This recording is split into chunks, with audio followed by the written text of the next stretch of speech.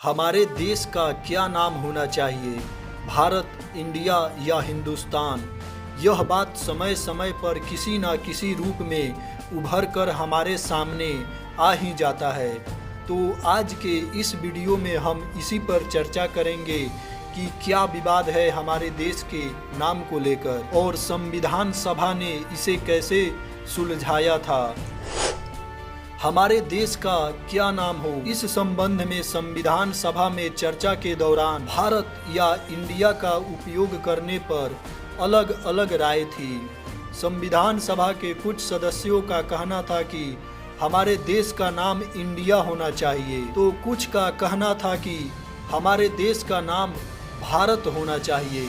वहीं कुछ सदस्य हिंदुस्तान, आर्यावर्त और भारतवर्ष जैसे शब्दों पर भी जोर दे रहे थे। संविधान सभा के कुछ सदस्यों ने देश के आधिकारिक नाम के रूप में भारत का उपयोग करने की वकालत की।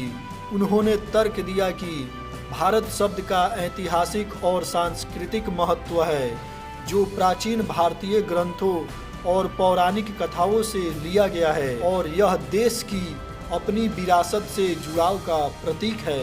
तो कुछ सदस्यों ने इंडिया के पक्ष में तर्क देते हुए कहा कि यह अंतर्राष्ट्रीय स्तर पर व्यापक रूप से मान्यता प्राप्त नाम है और इस क्षेत्र को संदर्भित करने के लिए इसका उपयोग वैश्विक स्तर पर किया जाता है। उनका मानना था कि आधिकारिक नाम के रूप में इंडिया का उपयोग जारी रखना अधिक व्यवहारिक होगा।